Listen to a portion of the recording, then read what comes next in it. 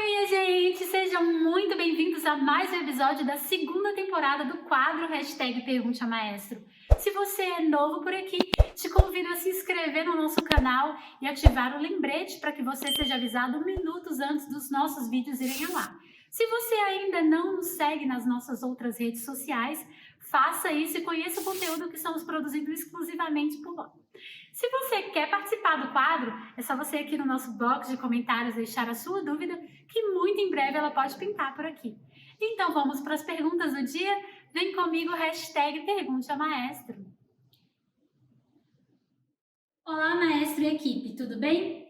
Primeiro, gostaria de parabenizar o trabalho incrível de vocês. Minha pergunta é a seguinte: no livro Belting Contemporâneo, o maestro fala bastante de como TA, CT e CAP influenciam na produção dos subregistros.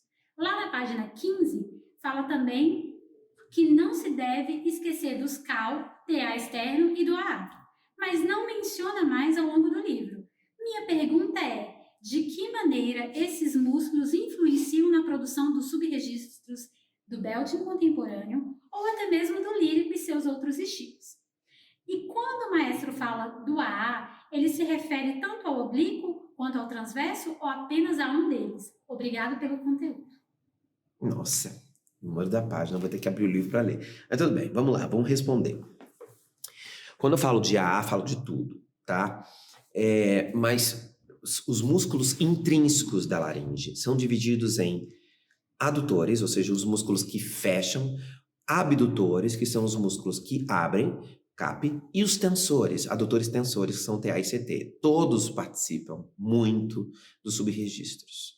Mas o equilíbrio entre CAP e AA, para mim, é um equilíbrio muito, que me ajuda muito a entrar no registro, nos subregistros do Belting. Mas vamos lá. O AA, que são os interetenoides, o TA externo, o TA externo que está do lado de fora do TA interno, certo? E o CAL fazem esse movimento de fechamento. Por que eu dou tanto valor para o CAP? Porque os CAPs são os caras que têm que ser muito fortes, porque eles têm 3 fazendo isso e eles sozinhos fazendo isso. E o equilíbrio da lutte focale, ou seja, o equilíbrio desse fechamento. Os CAPs têm que estar fortes para aguentar, para que eu não aperte o TA interno. Então, esse equilíbrio é muito importante. E existem pessoas que têm disfunção no fechamento por excesso de algum músculo e o CAP não tem força. Então, existem exercícios para fortalecimento do CAP e exercícios que o fonoaudiólogo vai te ajudar a fazer para que você tenha um equilíbrio dos intrínsecos fechadores. Então, eu posso te dizer que sim, eu não citei no resto do livro, porque o meu livro não é um livro de músculos intrínsecos. Um livro de músculos intrínsecos é o livro da doutora Silvia, que é esse aqui, ó. Músculos intrínsecos da laringe e dinâmica vocal. Aqui você vai entender tudo sobre musculatura intrínseca. Então, você vai entender como a musculatura intrínseca trabalha, inervação, tem uma série de coisas que eu não quero fazer no meu livro, porque o meu livro é um livro que eu nem falo muito em termos técnicos, assim. É um livro para você ler, livro de cabeceira, para cantores lerem tranquilos. Tem uma coisa assim, meu Deus, sabe, falando muito sobre coisas técnicas, sei lá, nomenclaturas técnicas, tem os meus nomes dos subregistros. Mas se você perceber, a linguagem do meu livro ela é muito coloquial. Eu tentei fazer o mais coloquial possível para que as pessoas não achassem que é um bicho de 7 cabeças e difícil. Então, não me prendi muito em musculatura intrínseca. Tem um pouco no início, nos meus masterclass eu falo um pouquinho mais, mas basicamente o que eu preciso saber é isso. 3 fechadores conjuntos, né? Então, duplos, os CAPs abrindo, e os tensores, o TA interno encurta a prega vocal e o CT, cricotireoide, alonga a prega vocal. Mas tem várias coisas. Às vezes, a atividade do CAP me ajuda no alongamento, dependendo de onde eu estiver, a atividade dos CAPs me ajuda no alongamento.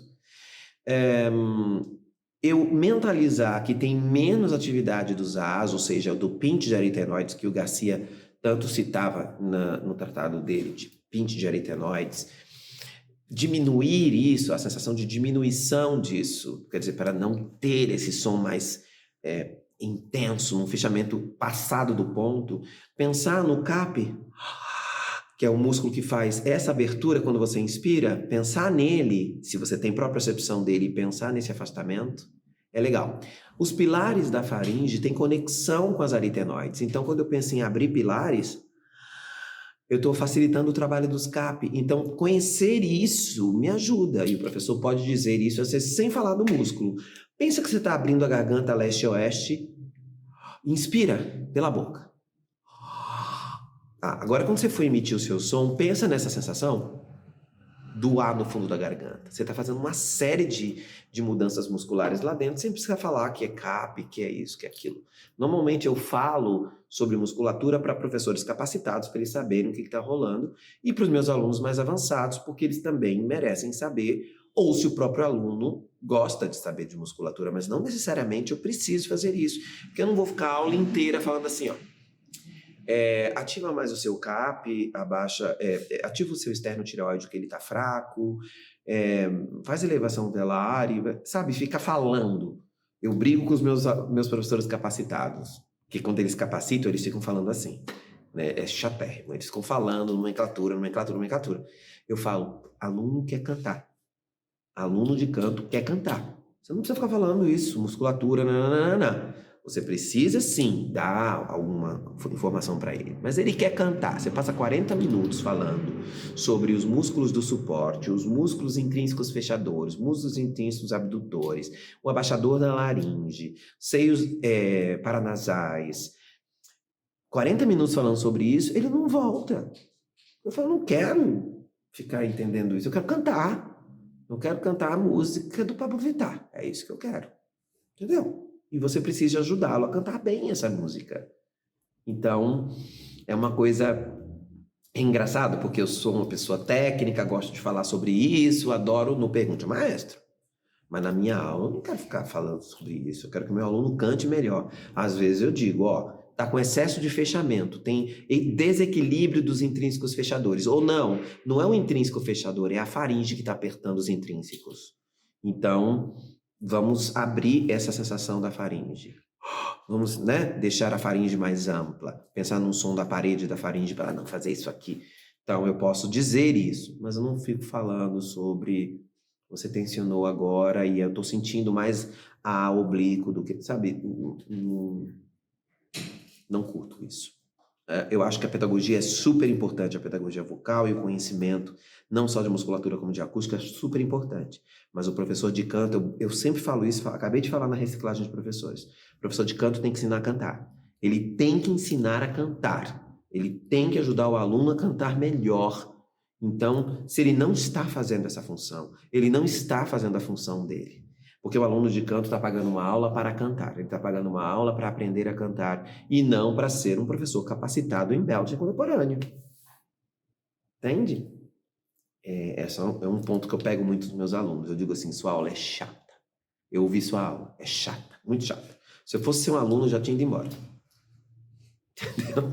Aí eles tomam um susto e falam, tá certo, maestro.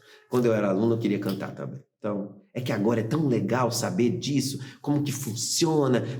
Eu sei que é legal, você está animado, mas o aluno quer cantar. Quem faz os cursos de capacitação do estúdio consegue monitorar o próprio progresso das técnicas? Com certeza, porque o professor, na verdade, eu acredito que os professores que se capacitam, eles começam pensando neles mesmos. Né? Eles vêm com uma técnica, geralmente, ou estuda canto lírico, ou estuda canto popular, né? Ou fez rhythm and blues, e aí ele usa o belting para aprimorar sua própria técnica. Então, o primeiro aluno que ele cuida é ele mesmo. Em todos os cursos de capacitação, eu dou coaching no final para os professores. E aí eu sempre pergunto, quem quer fazer um coaching? Todo mundo levanta a mão. Então, porque eles querem ver na própria voz como funcionam os subregistros, até para eles poderem dar exemplo. Nesse curso agora de reciclagem de professores de belting contemporâneo, foi mais ainda. Eu dei subregistros avançados, todos quiseram fazer os subregistros. Eu quero. Perguntei, quem quer? Todo mundo na ferramenta. Eu quero. Claro, porque o primeiro aluno é ele mesmo. Ele se utiliza como um laboratório e quer que eu escute para ver se está correto. Então, com certeza. Além disso, existem pessoas que não são professores e fazem um curso de capacitação para aprender mais de Belting contemporâneo e melhorar a sua própria voz, porque é o melhor curso do estúdio. Então, eles fazem este curso, porque é um curso longo. Quantas horas são, Fábio? 55 horas presenciais e 8 a 12 horas online para o pré-curso. O pré-curso são 8 horas online ou 10 horas online, mais 55 presenciais. Então, tipo, você tem um contato comigo durante uma semana. Isso é o curso que mais tem contato comigo. Então, muita gente faz como ouvinte. Só que aí eles também têm a preparação deles bem antes, né? Quando eles entram em contato com a gente já começa a prepará-los em aulas com os nossos professores. O Fábio faz um acompanhamento, por exemplo, se a pessoa entra em contato agora no meio do ano e a capacitação é em janeiro, ele faz um trabalho para poder a pessoa ir assistindo os módulos online que a gente tem para ele poder se aprimorar, faz 1 ou 2 aulas com o professor capacitado para chegar no curso de capacitação mais legal e poder capacitar, não é? Esse ano o índice de capacitação foi bem alto. 96%. 96%? Até eu fiquei chocado. Foi a melhor turma de capacitação. Foi melhor. Tiveram um conteúdo online antes. Foi a primeira vez que a gente deu conteúdo online para eles. Inclusive tá no nosso canal, se eles quiserem assistir, tem uma masterclass incrível da Bruna. Tá no nosso canal. Tá aqui no canal, tá? O Alan pode colocar o card para vocês do curso online da professora Bruna Pimentel, que é minha assistente, que foi incrível, e é esse curso que a gente usa para eles começarem a lidar com o Belting contemporâneo. Mas com certeza, professores buscam isso sim. São seus primeiros alunos. Olá, maestro. O senhor poderia passar um ajuste de fala para meninos? Para uma melhor emissão, economizar voz, etc. Quem faz isso é fonoaudiólogo, tá? Professor de canto não faz isso. Professor de canto ensina o quê? Cantar. Mas o que eu posso falar para os meninos? Vou ajudar meu aluno, tá? Antes dele ir para o fonoaudiólogo, ele tá com uma voz extremamente gutural, a voz é pesada, ele fala e se cansa. O que eu posso dizer? A voz de economia, a salmodia dos meses do ano, às vezes ajuda você a mudar um hábito de impacto. Tem gente que fala com muito impacto. Então, não é que a pessoa tem que falar assim, que aqui também não tá bom, não. A pessoa eu vou tentar minimizar o impacto e vou falar aqui, então. Não é isso que eu tô falando. Sussurrar a voz. Não é isso.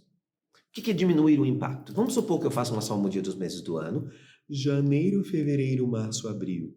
E aí eu posso falar agudo nesse lugar. Se eu estou, por exemplo, cansado ou estou passando por uma infecção, não quero falar, em vez de eu ficar tentando alguma coisa, a própria salmodia já me coloca num lugar. Então, uma voz com menos impacto significa uma voz extremamente articulada para todo mundo me entender, mas com pouca massa recrutável e dentro da voz de economia. Isso é uma dica que qualquer pessoa pode dar, qualquer professor pode dar para um aluno descansar, mas acontece que às vezes a ressonância de fala é muito baixa e a faringe continua trabalhando de uma maneira ruim. Então, quem corrige fala é fonoaudiólogo. Eu dei uma dica aqui, né? Diminuindo o impacto. Mas é uma coisa muito simples de se fazer. Então, para mim, funciona muito o quê? Minha voz não é boa falada, tá? Minha voz não é incrível. Ela não tem impacto, mas quando eu escuto a minha voz, eu não acho ela incrível, não. Eu acho que eu poderia fazer bem melhor. Mas o que eu faço para melhorar a minha voz? Hoje eu gravei o dia inteiro. Então, ou dou aula o dia inteiro. Então, de manhã cedo, eu faço meus placements, meus aquecimentos, para deixar a voz cantada mais alta em ressonância. Porque a própria voz falada já fica. Tem alunas minhas sopranos que reclamam que saem da voz, saem da aula de canto falando assim, meu Deus, eu vou ficar falando assim? Porque a voz cantada ficou muito aguda, e aí ela sai falando assim, não é? Então tem que fazer um desaquecimento para ela voltar para a voz falada dela na região normal. Mas não é ruim, né? Porque ela é soprano, tá tudo certo. Mas tem técnicas para melhorar a voz falada, tanto com relação à pressão subglótica, ou seja, quanto de ar vai, quanto de impacto vai, quanto de posição de faringe, posição de laringe, que o fonoaudiólogo vai ajudar. Aí fica parecendo, quando eu tô falando aqui, que eu tô fazendo propaganda de fonoaudiólogo. Não é isso não, gente. É que cada qual com seu cada qual, tá? Cada qual com seu cada qual. Então, eu posso até ajudar um aluno meu, quando, por exemplo, abre a câmera, ele começa a falar, eu falo, que voz é essa, gente? Para com isso. Pra que isso pra baixo? Não é? Com tanto de sopro. Aí ele pergunta, eu tô empurrando a minha voz? Eu não sinto que eu tô empurrando. Eu preciso dizer para ele, para de fazer isso, não precisa, para quê? Né? E aí a pessoa já começa a aula fadigado, porque tô colocando a minha voz num lugar aqui, não tá. Então eu tenho a obrigação como cantor de ajudá-lo, mas uma melhor pessoa para fazer isso realmente é o fonoaudiólogo, capacitado para fazer isso, especializado em voz cantada e falada, não em áudio. Né? Fonoaudiólogo especializado em áudio não vai ser bom para isso, não é? Então, estou dando um exemplo, não é? Especializado em voz cantada, em voz falada, que vai trabalhar com os músculos, o músculo vocal, os intrínsecos, músculo faringe, etc. Tá bom? Falando em Mindvox, eu vou pedir pro Alan colocar aqui o vídeo do Mindvox explicativo, porque agora a gente consegue entregar o Mindvox para o mundo inteiro junto com os nossos livros. Nós fizemos uma parceria com o FedEx e agora a gente está mandando o livro, o Mindvox, o combo, né? Porque a pessoa paga um frete. E por incrível que pareça, o frete é mais barato para a Europa do que para o Brasil. Esquisito, né? Chega mais rápido também, de 3 a 4 dias, é impressionante. Eu fiquei impressionado. Então, algumas pessoas que compraram meu livro na Alemanha, na Espanha, nos Estados Unidos, Canadá, Holanda, essas pessoas conseguiram não só rapidamente o seu livro, como o livro autografado, porque entram em contato com a gente. Eu autografo os 2 livros e ele recebe o combo na casa deles. Então, você que está aí na Europa ou nos Estados Unidos ou no Japão e quer o meu livro, fica fácil agora que a gente tem um FedEx para entregar internacionalmente. Vou pedir para o Alan, então, colocar aqui para você conhecer um pouquinho mais do Mindvox. É um produto realmente que eu indico, porque a qualidade dele é superior aos produtos que estão na Europa hoje e nos Estados Unidos. Alguns alunos meus realmente me mandaram coisas muito ruins, a qualidade muito ruim, que não vai durar. Então, é melhor você ter um produto durável, né? Põe aí, Alan. O Mindvox é um acessório especialmente desenvolvido para facilitar a vida do cantor e também a reabilitação e a habilitação vocal. Ele funciona como um retorno ou um monitor individual acústico e auxilia o usuário no processo de treinamento técnico vocal. O acessório faz com que a voz retorne imediatamente aos ouvidos, no mesmo instante que é produzida, enriquecendo as possibilidades de expressão e interpretação vocal. O Mindvox pode ser utilizado tanto para cantores quanto por pacientes fonoaudiológicos no seu processo de reeducação vocal. Para mais informações, acesse o nosso site e nos acompanhe no Instagram. Mindvox, o controle definitivo da sua voz.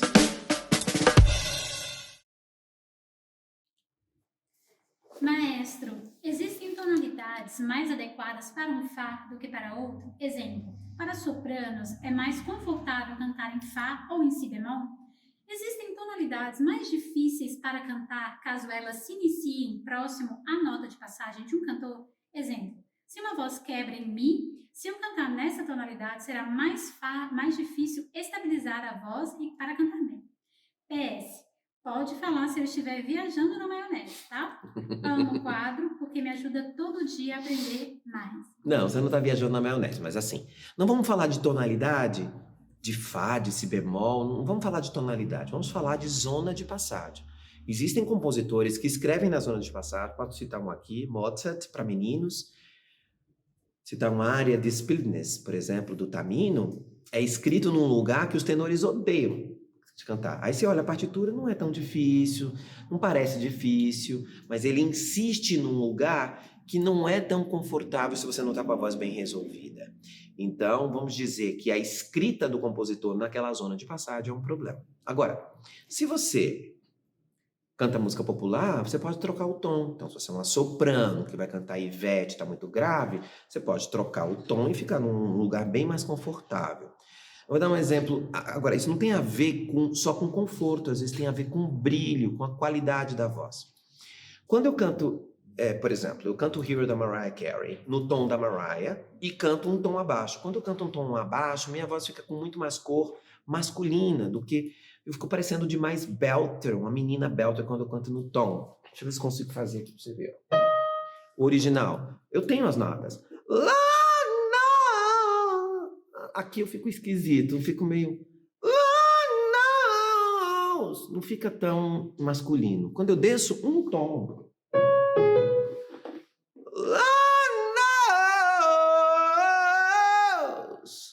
Eu me sinto mais masculino, não baritone, mas um belter, com mais potência neste tom. Mas eu tenho as duas notas. Então, ainda tá agudo. Eu tô cantando no tom da Mariah, eu tô cantando high belting, eu tenho as notas, mas não basta ter a nota. A qualidade do som embaixo é melhor do que em cima. Fica mais magra a voz, não no agudo, mas na descidinha, por causa do meu passado. Então, você precisa escolher a tonalidade que te dá o máximo de cor, o máximo de projeção, com o mínimo de esforço. Então, às vezes, mudar o tom não é uma questão de eu não alcanço. É uma questão de ficar bem mais bonito aqui, bem mais interessante, vamos dizer assim. Tem um exemplo grotesco aqui, tá? Rápido, né? Que foi o que eu me lembrei agora. Então, às vezes, eu vou cantar uma Whitney no tom da Whitney e a minha passagem fica... E quando eu troco de borda, nela fica lindo e em mim não fica. E eu desço um semitom ou eu subo e às vezes fica melhor. Tô dando, de novo, um exemplo mais grotesco. Então, no canto lírico, tem essa questão de compositores que escrevem no passado. Às vezes você vai ver tenores que estão num progresso e preferem cantar um Donizetti do que cantar um Mozart, por exemplo. Que tem essa coisa. Eu digo que Mozart não gostava muito de tenor, é o que eu acho, tá? Mas tudo bem. Ele gostava de... Ih, sabe, que coração peludo. Ele gostava de soprano, as músicas para soprano dele são maravilhosas. Mas